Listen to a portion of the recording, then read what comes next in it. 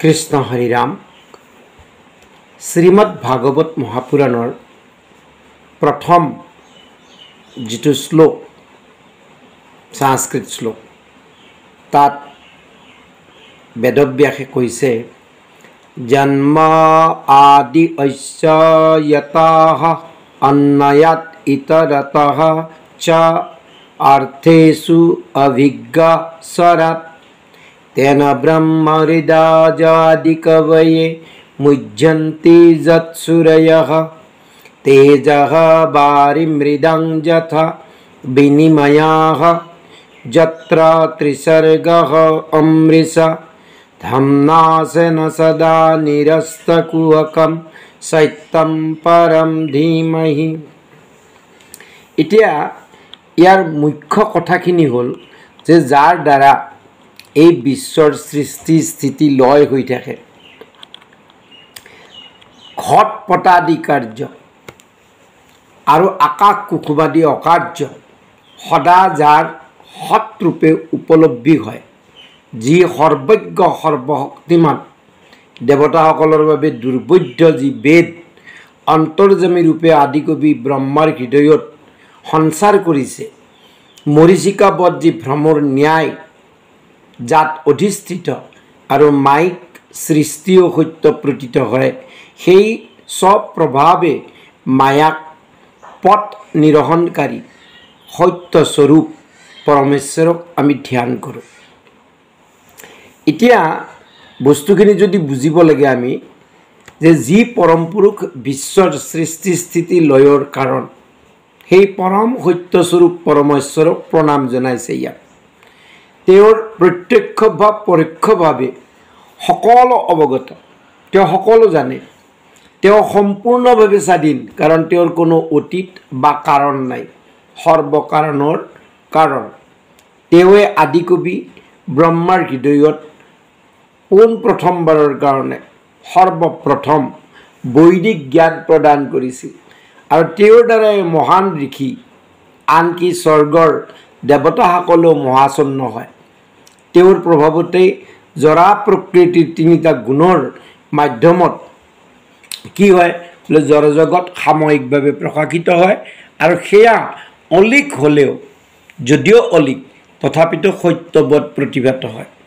সেয়েই পৰমেশ্বৰক ধ্যান কৰিছে, যিয়ে এই জড়জগতৰ মোহৰ পৰা সম্পূৰ্ণৰূপে মুক্ত কৰে।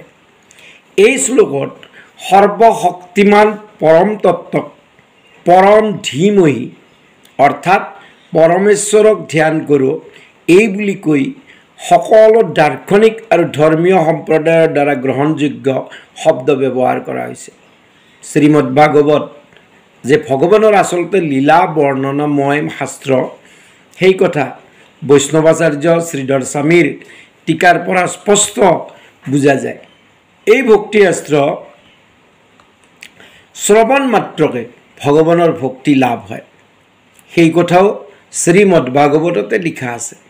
গতিকে শ্ৰীমদ ভাগৱত আলোচনা কৰিবলৈ গ'লে এই লক্ষ্য স্থিৰ কৰা কৰ্তব্য কি যে আমি ভক্তিহে কৰিম।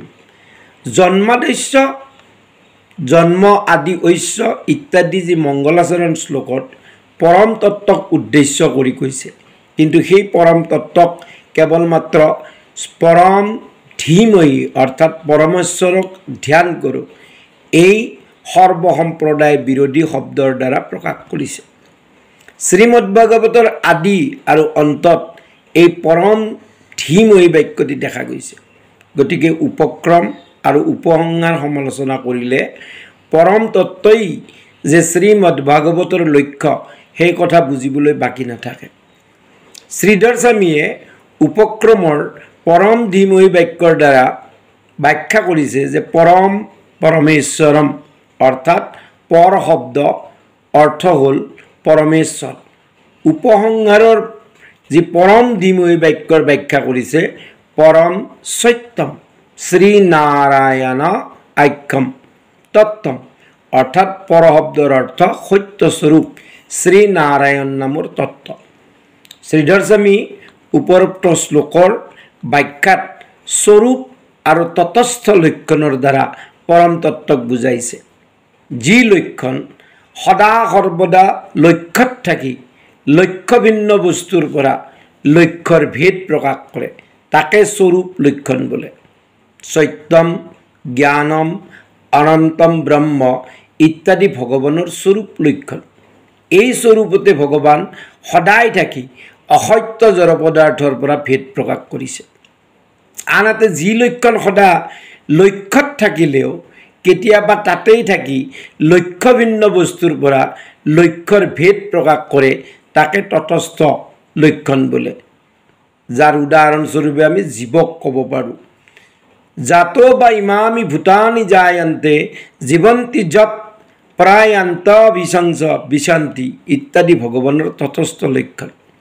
জগতৰ সৃষ্টি স্থিতি লয় ভগৱানে সৰ্বদা নকৰে, গতিকে এই লক্ষণ সৰ্বদা তেওঁত নাথাকিলেও ইয়াৰ দ্বাৰা অসত্য জড় পদাৰ্থৰ লগত তেওঁৰ ভেদটো বুজা যায়। অৰ্থাৎ জড় পদাৰ্থত তেওঁৰ সৃষ্ট, কিন্তু তেওঁ তাত থাকিও তাৰ যি গুণগত ক্ৰিয়া তাই ক্ৰিয়াৰ দ্বাৰা তেওঁ কেতিয়াও বিকাৰগ্ৰস্ত নহয়। কৃষ্ণ হৰি ৰাম কৃষ্ণ।